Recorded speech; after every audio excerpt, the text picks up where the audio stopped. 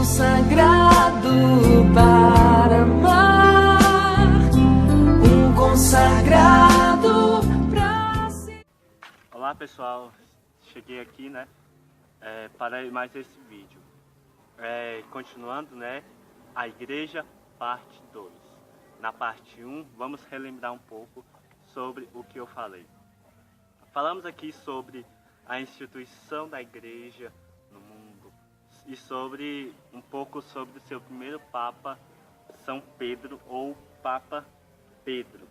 Falamos sobre a união, que é o sinal visível da igreja, entre outras coisas. Também falamos sobre as características da igreja. Lembra quais são as características?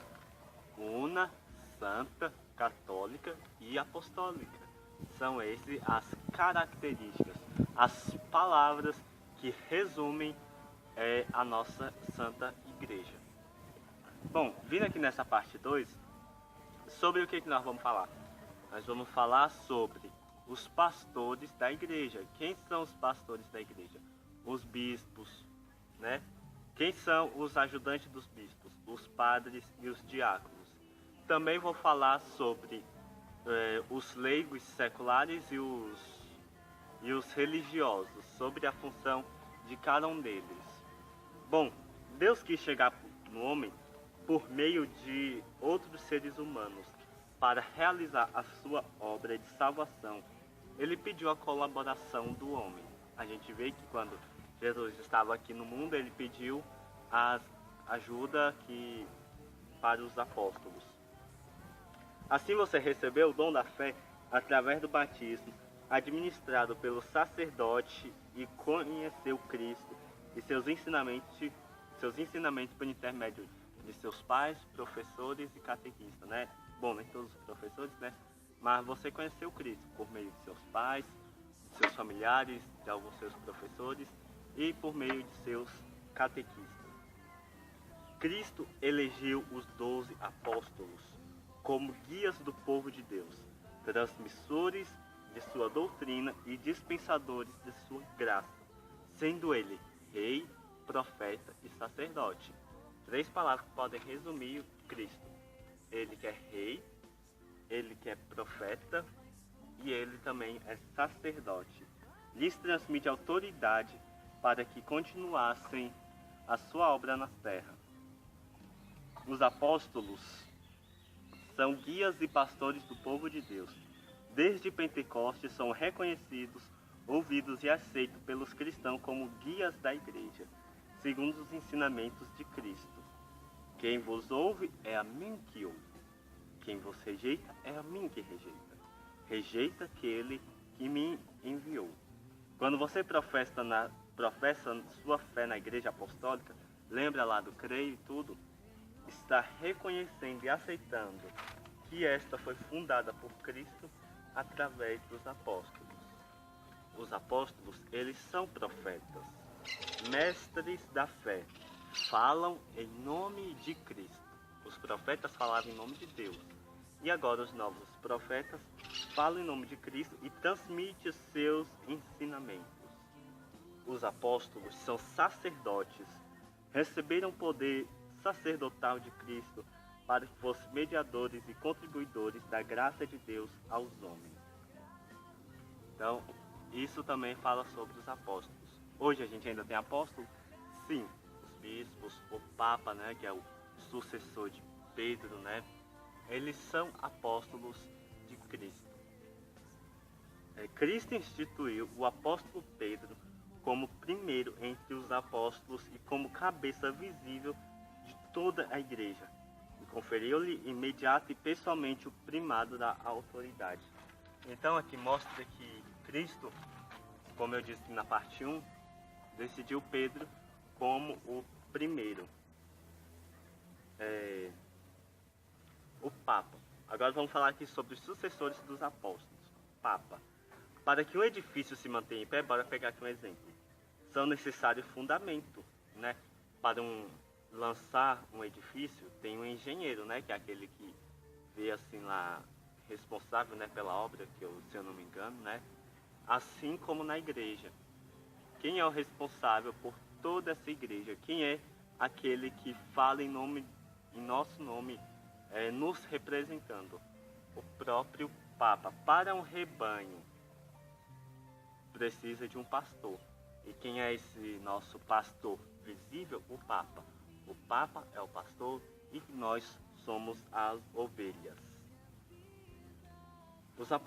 O apóstolo Pedro, que morreu crucificado de cabeça para baixo em Roma, continua vivo nos sucessores, os papas, também conhecido como Pontífice de Cristo, Bispo de Roma e tantos nomes. A autoridade pela qual governa todos os membros da igreja, tanto individual como coletivamente. Autoridade que não está sujeita a nenhuma pessoa, mas apenas lei divina, ainda que o Papa não exerça seu direito. Então, o Papa ele é a autoridade maior de toda a igreja. Antigamente, de 1054 para trás, a igreja tinha 2 pastores, que era o Papa e o Patriarca, Aí teve lá a cisma do Oriente, que o Patriarca da época se revoltou contra o Papa e acabou separando da nossa igreja. Eles saíram da igreja fazendo uma nova, se chamando ortodoxa ou católica ortodoxa. Aí a sede permanece lá em Istambul, antiga Constantinopla. Os bispos são sucessores diretos dos apóstolos, aquele homem que pela imposição das mãos recebeu dos 12 apóstolos o poder de governar, ensinar e santificar os batizados. Então, assim, os bispos, cada bispo ele é o chefe da igreja local, não dizendo que o bispo ele pode mais do que o Papa, mas o bispo ele é quem exerce, é ele que representa aquela igreja ali local, que geralmente é chamada de diocese, que é um território eclesiástico formado por várias paróquias, que fica sob a autoridade do bispo. Às vezes a arquidiocese pode conter outras denominações, como prelado apostólico, arquidiocese, mas é o mesmo, só que tem uma pequena diferença, que a diocese geralmente ela é um espaço ali menor, e a arquidiocese geralmente ela é maior. E também a arquidiocese porque alguns prédios eclesiásticos, alguns órgãos eclesiásticos de uma diocese atendem às outras. Por exemplo, aqui em Brasília, na nossa arquidiocese de Brasília, temos o Seminário Maior Arquidiocesano de Brasília, Nossa Senhora de Fátima. O que quer dizer? Que ele acolhe seminaristas de outras dioceses. Eu mesmo conheço um seminarista que é de uma diocese lá do Pará, Isso mostra que geralmente é por isso também que se chama arquidiocese. E também que a arquidiocese ela abrange ali geralmente também é um conjunto de dioceses, como ali em Goiás temos a diocese de Formosa, diocese de Rubiataba, Mozarlândia, e temos a arquidiocese de Goiânia. Não que elas são separadas, aqui a arquidiocese de Goiânia é a união de todas aquelas dioceses ali no estado de Goiás, que também geralmente as dioceses, a arquidiocese, também são chamadas de prelado apostólico. Conclusão: a igreja é uma grande sociedade formada por todos batizados em Cristo. Assim como em toda sociedade há uma autoridade, uma hierarquia e uma cabeça. A hierarquia da igreja é formada pelo Papa, bispos, sacerdotes e diáconos. Eles são os eleitos de Deus para que a comunidade eclesial chegue ao fim pelo qual foi instituída. A eles se deve obediência, veneração e respeito. Eu escuto muita gente falando, não sei o que, eu não respeito nem mesmo o bispo, não sei o que. Não, gente, o bispo ele é uma pessoa escolhida por Deus, está muito próxima de Deus, e é necessário muito respeito ao bispo, porque não é só porque ele que é o chefe da sua igreja local, mas é porque ele foi escolhido por Jesus Cristo. Mas além de suas deficiências em limite humano, devem ser vistos com os olhos da fé o desígnio e a graça de Deus, que os assiste para o cumprimento do compromisso com Deus. Aí vamos aqui falar sobre os religiosos e os seculares. Os religiosos. Quem são os religiosos e religiosas? São aqueles homens e mulheres que se consagram a Deus pelos votos de pobreza, castidade e obediência, dentro de uma ordem, congregação ou instituição religiosa. Ou seja, tem as freiras, né, que são as mulheres, e os freis, que são os homens, que eles se entregam a Deus. Principalmente muitas mulheres, né, porque mulher não pode ser padra, mas aí elas vão para uma congregação e tornam-se freira, recebendo sua profissão religiosa de pobreza, castidade e obediência, né?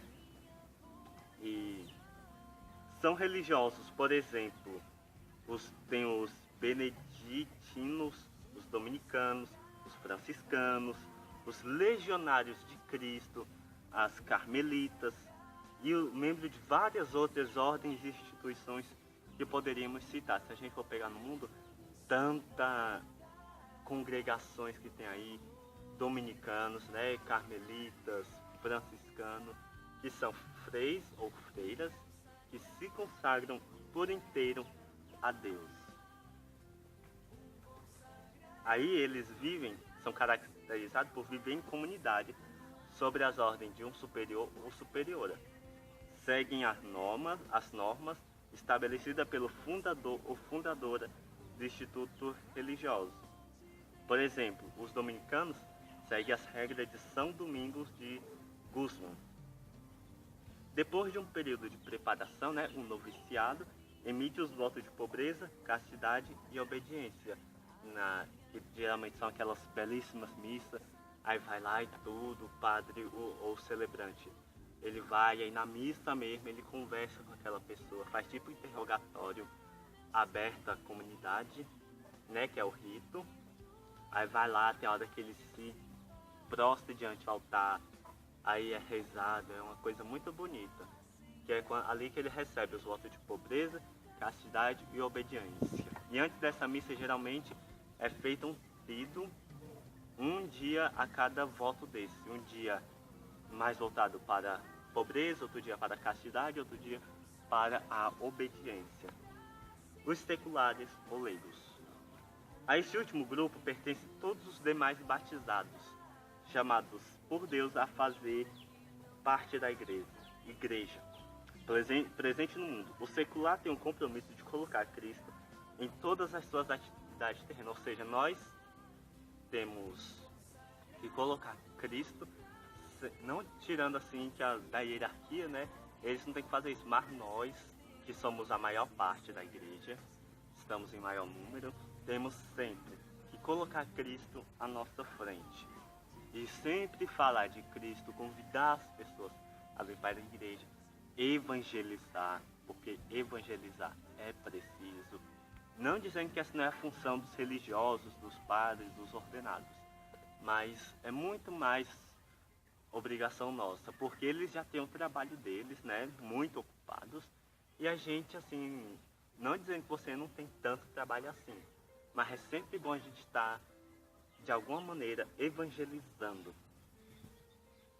É chamada para cristianizar a família, a juventude, o trabalho, o meio social, os meios de comunicação, a política, a cultura, a economia e a arte. Você, como batizado e membro da igreja, está comprometido na sua família, no seu trabalho, a ser o fermento do Evangelho de Cristo. O secular está chamado a participar da finalidade da igreja. Ser membro da igreja implica comprometer-se em apostolado, tanto individual, tanto organizado. Entenderam? Então, é nossa função evangelizar sempre. A evangelização é preciso. Muito obrigado por assistir. Por favor, curta e compartilhe os nossos vídeos em suas redes sociais. Espero que tenham gostado. Então, fique com Deus e até a próxima.